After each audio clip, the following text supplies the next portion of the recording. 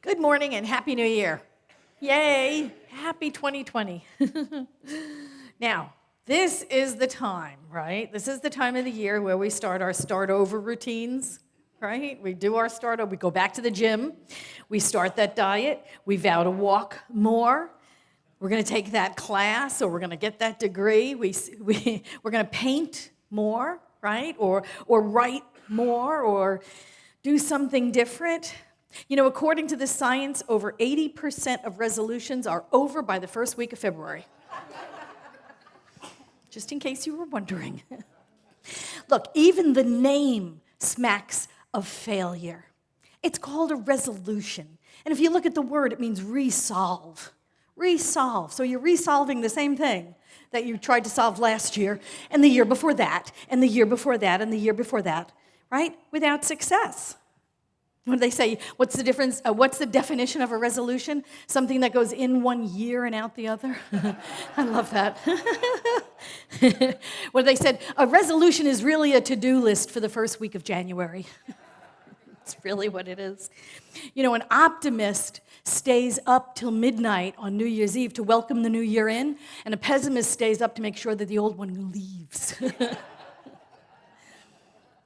Really, I have a New Year's resolution this year. I'm finally going to learn the words to Auld Lang Syne. God, who knows? I'm la la la la, right? That's what you do. May old acquaintance, you know. And then it just drifts off from there because nobody knows the words. Well, and here's my New Year's wish for you is that may your troubles last as long as your New Year's resolutions. There you go. Isn't that lovely? Right? I mean, okay, so we resolved to read more. So we put subtitles on the TV. I resolved to help my friends all gain 20 pounds so I look thinner. Right? It's a good resolution. New Year's. Okay. You know, it's the accepted time to make changes, right? That's what we do. We vow to make all of those resolutions. We vow to make all of those grand intentions. And then next week we begin paving hell with all of them, right? Because that's what happens. You know, it just is. So how about we do something different this year, right? How about instead of all those resolutions that kind of wind up, you know, fading away, we do something different. We consider maybe that we are, as Ernest Holmes said, whole, perfect, and complete. What if we start from there? That we are already whole, perfect, and complete. We are made in the image and after the likeness of a creator who created everything out of itself, never being absorbed by its creation. What if we start with that premise instead? Okay? Ernest Holmes said this. He said, it's easy to believe that God's perfect. We must also believe that spiritual man is perfect, or spiritual human is perfect. And since it's difficult to believe that the objective human is perfect, we must confine our statements to a realization that the spiritual perfection of the human. In such a degree as our realization becomes a subjective embodiment, the objective healing automatically takes place.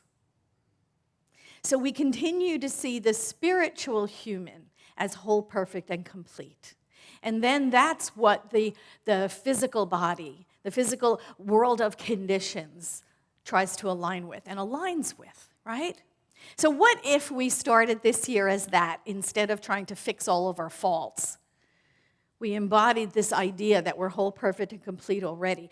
What if we celebrated our wins and we learned from our losses and we moved through the year not trying to disown parts of ourselves, but loving all of ourselves, loving the totality of ourselves, and in doing so, transform our lives through acceptance.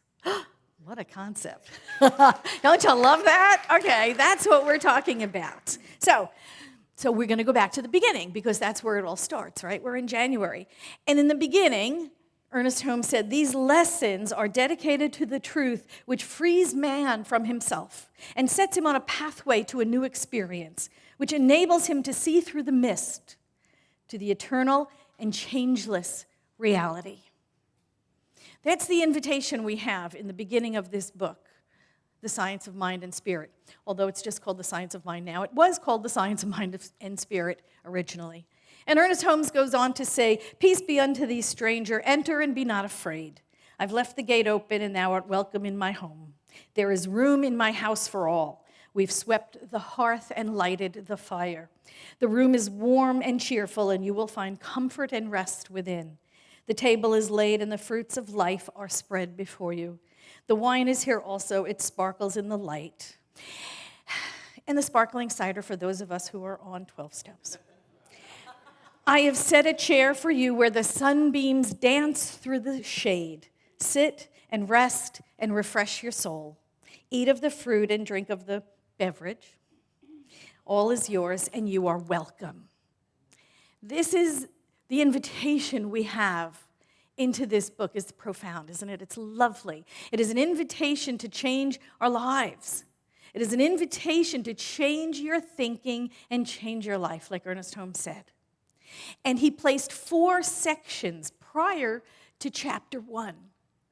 He placed 4 sections, and those 4 sections are the thing itself, the way it works, what it does, and how to use it. And if you don't read any other part of this book, because I know it's big and it's long and it's arduous, and some people have said it's very dry, but I found it fascinating. But if you read no other part of this book and just read the first 4 sections of the introduction, it will change your life. It will change your life. So, he starts with the thing itself, God, the ground of all being, the energy which creates everything in the manifest universe and continues to create and dissolve everything, continues to create and dissolve. The manifest universe just keeps creating and dissolving, right? Things come and things go in the manifest universe. Continents have come and gone, empires, countries, things come and they go. They come to pass. Doesn't say in the Bible it comes to stay. It says it comes to pass. Everything moves in the physical universe. And everything in the manifest universe is created by love through law. This is Ernest Holmes' definition. That spirit is pure love. It creates everything, and it points the way into that creation, loving itself into form, and law is what does the work, without question. Ernest Holmes said this is the simple meaning of true metaphysical teaching, the study of life and the nature of law, governed and directed by thought, always conscious that we live in a spiritual universe, and that God is in, through, as, around, and for us. That's a powerful statement. We have to let go of the Old Testament idea of God. We absolutely have to come to peace and come to heal that Old Testament idea we have of God. That big old man with the long white beard sitting on a cloud up there somewhere, alternatively blessing some and smiting others, just because. Right? Wiping out life on earth because he was not satisfied with the behavior of his own making. We have to eliminate that idea of a personification of a deity. Frankly, it's nonsense. Well, spirit is principle. It is principle. It is not personality. It is the principle of life, and it operates through a system of spiritual laws. Ernest Holmes said, and it is also no respecter of persons, which simply means it responds to all alike. It doesn't matter who we are. The spiritual principles respond exactly the same way to everyone. If I take 2 colors and mix them together, if I mix blue and yellow together, I'm going to get green. If you mix blue and yellow together, you're going to get green. If you mix blue and yellow together, you're going to get green. If anybody mixes blue and yellow together, they're going to get green. Anybody gets the same result. That's what we're talking about. The principle responds the same to all alike. Universal principles do not play favorites. So you can eliminate the whole idea of the chosen people as well as eliminating the idea of a big old man God.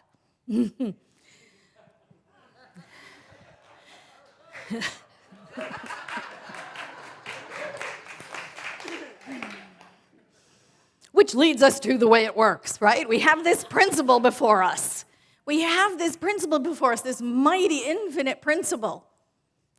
And the next part of the introduction is the way it works. Ernest Holmes said this. He said, the thing itself, this principle, this spirit, the thing then works for us by working through us and as us, always. It cannot work for us any other way. It spreads itself over the entire universe and shouts at us from every angle. But it can become power to us only when we recognize it as power. The law receives and does, without question, whatever is planted into it. A farmer plants corn stalks grow. If he plants wheat will come up out of the ground. Same with watermelon seeds, same with tomato seeds. We get what we plant with no objection from the law. So what are you planting? Fear or faith? What are you planting? Because that's what's going to come into your experience. You know, that story about somebody's, at the coffee shop and he gets his coffee and he turns around to leave and somebody bumps into him and coffee spills all over the place. Why did the coffee spill? And somebody will say because he was bumped into. No, the coffee spilled because that's what was in the cup. Right? Coffee spilled out of the cup because that's what was in the cup. What is in you? What is in you? So when you get bumped, what comes out? Fear, faith, anger, joy, hostility, forgiveness, compassion. What comes out of you when you get bumped?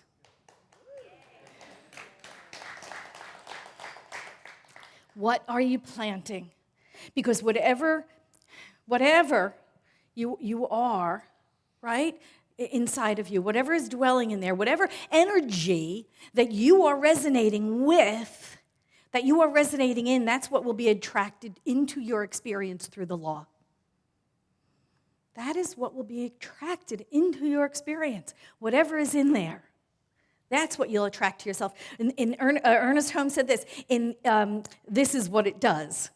It personifies itself through the human in varying degrees according to our receptivity to it. Right? That's the third part of this thing. This is what it does. It personifies itself through the human in varying degrees according to our receptivity to it. It responds to us. That's what it does. That's the third part in the introduction. It responds to us. Do we see that? The gift has already been given. Spirit has already poured all of itself into us, into our condition, into our manifest universe. It is all available to us in limitless quantities. We must make ourselves available to the gift. We must be receptive to it, right? According, like he said, according to our receptivity to it. See how brilliant that is? Spirit is all around us, right? Like that other quote, all around us, shouting at us, pressing itself up against us. But we must recognize it. We have to recognize it. We say we live in a safe and an orderly universe, and the universe says yes. We say we're alone and we're afraid and we're apt to be a victim, and the universe says yes. We say we're loved and we're lovable, and the universe says yes. And we say we're sad and alone and pathetic, and the universe says yes. Life is not happening to us, life is responding to us. The universe has already given to everyone alike. It is impersonal. Remember the colors. It is impersonal. It has already given itself to us. So it moves us to contemplate the fourth step, how to use it. How to use it. And for me, how to use it means believing in it. How to use it means believing it works. Absolutely accepting and believing as a child. Believing it works. Believing in its ability to respond to me according to my belief in it. Ernest Holmes said this. He said, "It follows that if we believe it will not work, it really works by appearing to not work. When we believe it cannot and it will not, then according to principle, it does not." How brilliant is that? Which means principle is working perfectly. It's working perfectly. It is responding to our belief that it doesn't work. So it doesn't work. Now, it responds to my belief that it does work by working. That's how it works. How perfect is that, right? It means it's working perfectly. It's not working for us when we believe it's not working for us. So simple. Ernest Holmes said this philosophy is very simple. It's just not easy sometimes. And I remember Terry Cole Whitaker said, I think it takes a lot of effort to get to effortless, right? It takes a lot of effort to get to effortless. So it is up to us to practice enlarging our acceptance of it. Enlarging our acceptance of this power and presence greater than we are that we can use. Our belief that it works all the time, especially in those times when it doesn't appear to be working. To absolutely put our faith in it when appearances are contrary to what we would know, right? When we are witnessing conditions to the contrary, it is the most powerful time for us to believe. It is the most rewarding time for us to believe. We must not be fooled by conditions. We must stay steadfast in the face of, in spite of, appearances. We must stay steadfast in principle and know it works. Beyond hoping, we must know that it works. We must declare peace in the face of chaos. We must declare love in the face of hate. We must declare abundance in the face of lack, and wholeness in the face of incompleteness. Ernest Holmes said this about using the power.